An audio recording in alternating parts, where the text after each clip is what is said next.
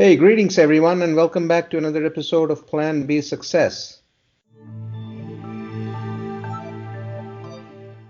The guest we have today is what she calls living in the box and coming out of it. We're going to hear more about that from her today. But Christy has been living in the box, came out of it, started a business, sometimespouse.com, along with her husband. We'll hear all about the business. And after that, they have just taken off and they've made it their mission to help about 1.2 million families Yes, sir. spend more time with their families and treat their families as a priority first. That's what they're looking to do. So, welcome, Christy. Welcome to the show. Thank you for having me. I really appreciate it. So, why don't you, in your own words, tell us who you are, what you do, and how you came about to be in the business that you're in? Well, I was settling in one day at work and I got this phone call from my little brother in Missouri, and I'm in Texas. And he said that grandma had fallen ill and they didn't think she was going to make it through the night. And he said, "You've got to come up here and say goodbye." So I immediately walked into my boss's office that was next to mine. And I said, "I need to go. My grandma, who helped raise me, I was raised on a farm. She always made me work because I was ornery. And I've got to go. They don't think she's going to make it through the night. I got to go say goodbye to my grandmother." And she said, "Well, I'm sorry. You're the only one here that can do your job. So you have to stay." And I said, "No, you don't understand. This was like my second mother. I've got to go and say goodbye." She said, "Absolutely not. If you leave, you don't have a job." And so I decided that day it was either the job or going to say bye to grandma. I had 3 kids and a mortgage to pay. So my decision was to stay at my job. Unfortunately, grandma was really sick.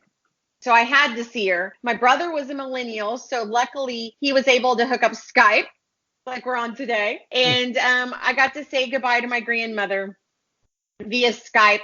And her last words to me after we exchanged our normal pleasantries, she called me heifer and I called her old lady. After we had a couple of laughs, she said, "Christy, I want you to know you have an amazing family. You've got a husband that is so in love with you and 3 beautiful children." They were 5, 6, and 7 at the time. She said, "Always put your family first." Man, that was like a kick in the gut because I had not done it that day. I'd put my job first, that just overbroke job first. So later on that evening, she passed away. And thank goodness they had her funeral on a weekend so I could go and say goodbye to Gran at her funeral, even though she was already gone. And so I stayed with her through family visitation, through the funeral, and through the graveside. And when I was standing there at the graveside, it felt like it was just her and me. They were getting ready to lower her box into the ground. It was like something hit me, and it said, "Don't live a box life." What does that mean? Live a box life. So I looked at him lowering grandma into the ground. And I thought about her life. She was 94 years old. She had 21 brothers and sisters, 7 children of her own, 21 or 22 grandchildren at the time, 9 great grandchildren, but she'd never had a driver's license. She'd never worked outside of the home, really. She was a farmer's wife. So, yeah, she was full time with that and taking care of the babies. But she really only lived within about 3 miles of her house. And so she never did anything. So even though she had this amazing family life, it wasn't really well rounded. So I went home and I went back to work and I was looking at my life and I thought, I don't live a box life. I moved to Texas. My family's moved to Texas, but I woke up in the morning and I'd eat a box cereal, and I'd feed the kids box cereal and I'd send them on their box to school. And I'd drive in my box car to work where I'd work on my box all day long. And then I'd go get a box lunch and come back and work on the box a little bit longer. And I'd drive the box car home where I'd make a box dinner, usually macaroni and cheese and hot dogs because that's all we could afford. We were living paycheck to paycheck. And then we'd sit in front of that box every single night for 3 or 4 hours. And that was our life. Wake up, repeat, box life. Wake up, repeat, box life. Go to sleep, wake up, repeat, box life. And so I realized I was living that kind of box life. And one night while watching the box, Lester Holt came on the TV and he started telling about this woman in the South who had started an organization business And she had left her full-time job and replaced her income within a year. I thought, well, if this woman in the South can do that, we can definitely do it. But I want to do a handyman and household business. So when my husband got home that night, I waited for him to eat that box dinner. And then I said, you've got to watch this news story. So I had him watch it. And I said, what do you think? And he goes, a woman with an organization business in Louisiana. What do you want me to do with that? I said, no, what if we did it and we started a handyman and household service? So I rewound it and we watched it again and we talked about it. And so he was handy at the time, so he could do it part-time in the evenings and weekends. And I could do it part-time cleaning, but I thought the cleaning business would take off much more quickly than the handyman business. So I roped my best friend into it the next day. And then that's how Sometimes Spouse was born, was just living that box life and wanting to get out of that box. How long has it been since you were on the job, and when did you form Sometimes Spouse? 6 years ago, we started Sometimes Spouse. And it's been 5 years and 1 week since I left that job. All We're right. good. Yeah. So how's the business doing? It's doing amazingly well. So in Waco, Texas, we started out, it was Max, Crystal, and I doing the work. But within a few months, we hired our friends and family to help us with the business. And then while we were sitting at work, working on the box, we were like, we're making more money with other people going out and work and us sitting at work. So we had this plan to hire 5 people, and we hired 5 people. Max left his job first because the handyman was much busier than the cleaning department. And then a few months later, I left my job. A few months later, Crystal left her job. And we were able to replace our full-time incomes within that first full year. The second full year, we tripled our incomes. And in the third year, we started franchising. So it's been a pretty rapid growth. We've got locations all across the United States now, about 46 people working actively in the business. But it started with just this idea from a live in the box life.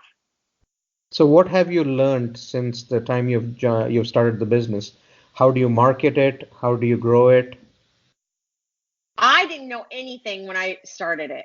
We started with a newspaper ad, a $40 ad in the newspaper, and I remember us divvying up the change to pay for the tax on that. And we didn't know anything. We just knew we had to have a catchy name in the very beginning. And we've always answered the phones the same. Sometimes Spouse, would you like to rent a husband or a wife today? To get people to kind of chuckle with us. And that's how we started marketing the business. But I learned pretty quickly that we have 3 different things we are as an entrepreneur, or as a business owner. There's 3 core values. One's a skilled producer, one's a manager leader, and one is an entrepreneur. And I'm the manager leader. So I knew pretty quickly that I had to get good at what I was doing, which was the marketing and sales and building relationships. My husband's the entrepreneur and Crystal is the skilled producer. So all 3 together, we had kind of a magical combination, but I've had to become an expert in my field, especially with franchising and teaching other people to do what we've done. And Crystal and Max have also had to become experts in their fields and learn things. So we always are listening to books and podcasts and learning everything we can about the craft. Because even though we have franchisees now, I want to be better and better and better. I want to be an expert in the fields that I train on. And when did you guys decide to go down the franchisee path? It was about 3 years ago. In November, we started meeting. We met somebody by chance. They asked us to do an estimate at their home because they put their foot through the ceiling.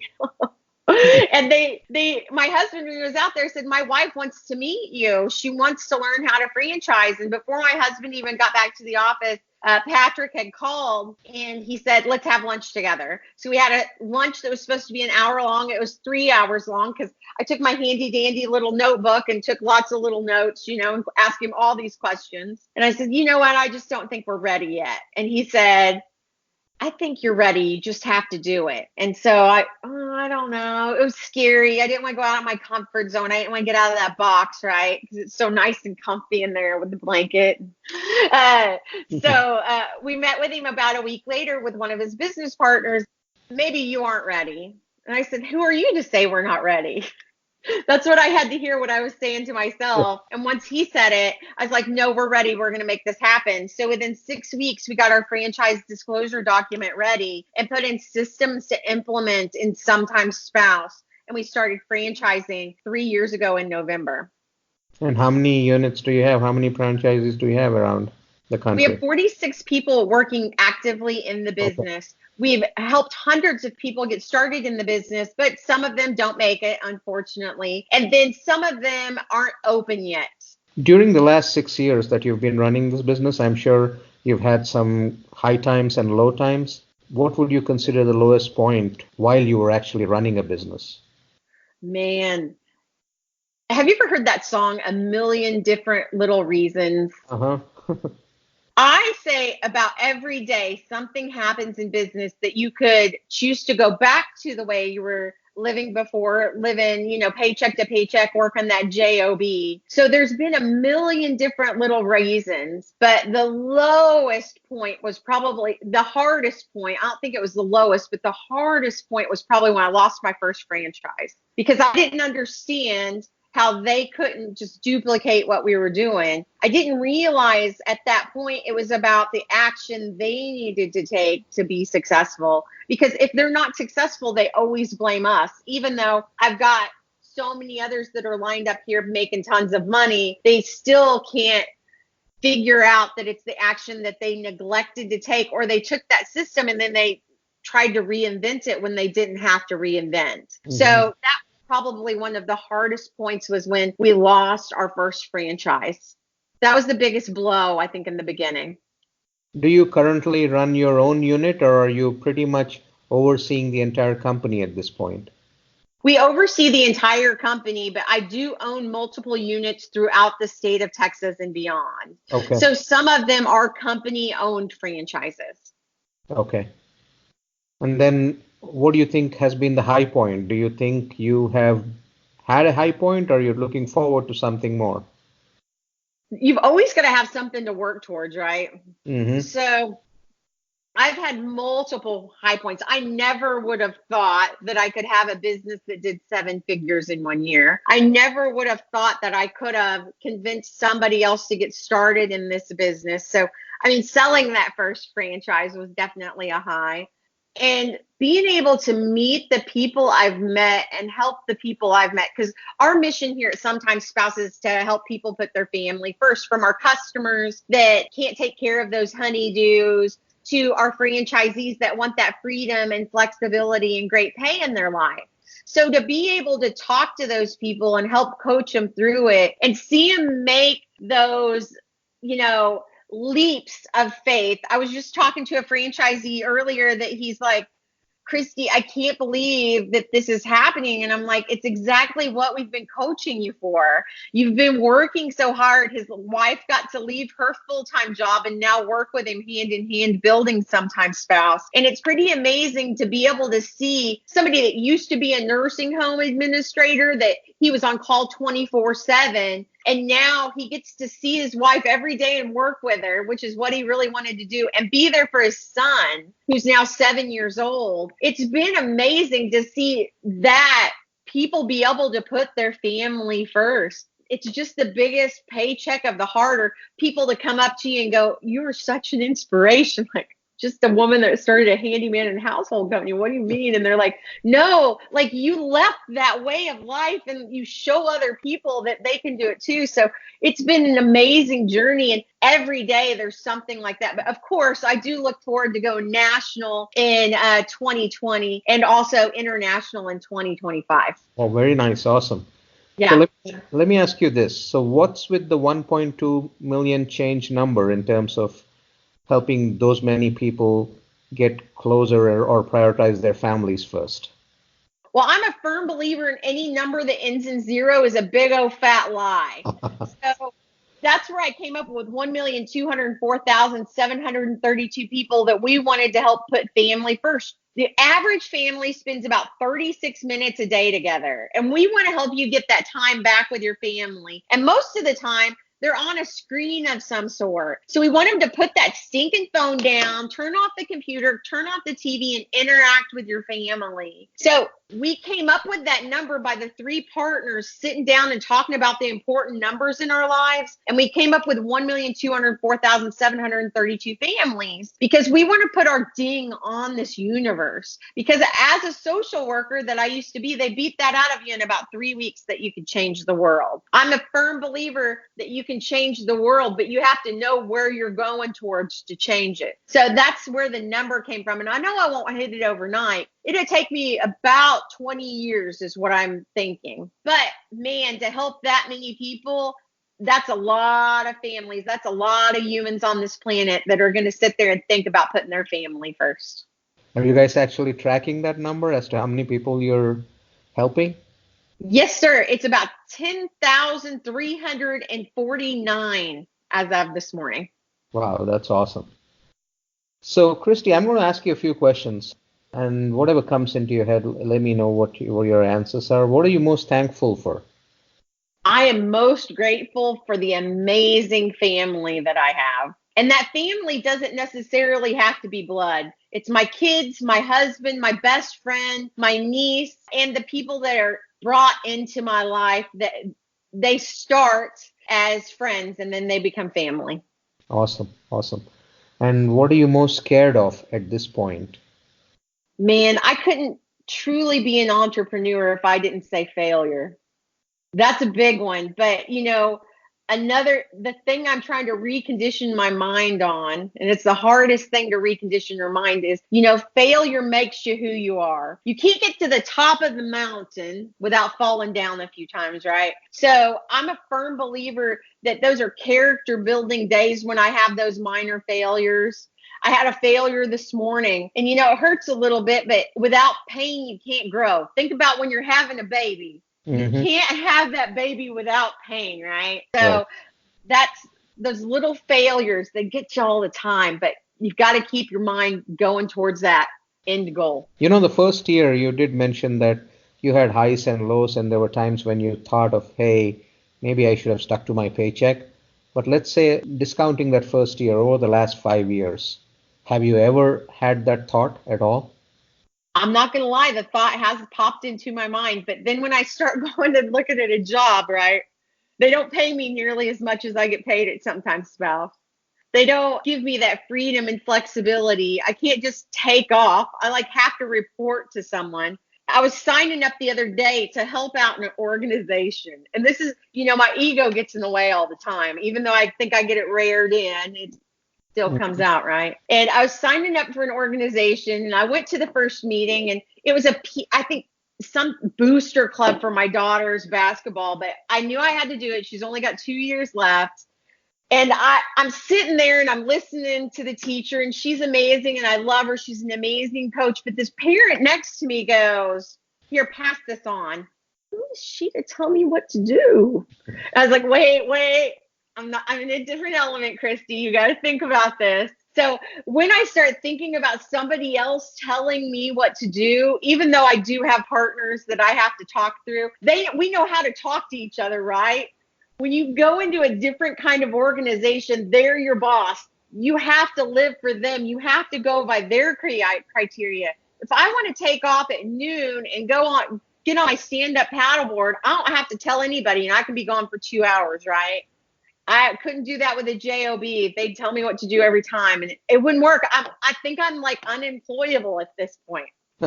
So the very first year when you started the business, when you left your job and you were trying to stand up the business, what kind of a roller coaster of emotions did you go through? Having been someone who came out of a job, I'm sure there would have been moments of guilt, moments of doubt. What went through your mind? Man, I left that safety and security of the paycheck, and it was scary. I cried all the way home, believe it or not. I left my job. I was so excited, but I was going to miss my friends, and I was going to miss that paycheck. I was going to miss the insurance, the 401k with the 12% matching. I was going to miss all of that to go into the world of the unknown. So it was so scary. And I remember a few times during that first year, when jobs weren't really secure, at that point. I mean, we started, and for 4 years straight, we always had jobs going for our guys and girls before we sold it and we acquired it back. But during that first year, learning to work with my husband, that was very tough. And I questioned, what we'd done, because most people just spend a couple hours together a week. So we had to learn how his like yin and yang together, but also I Right. had to do that with my best friend.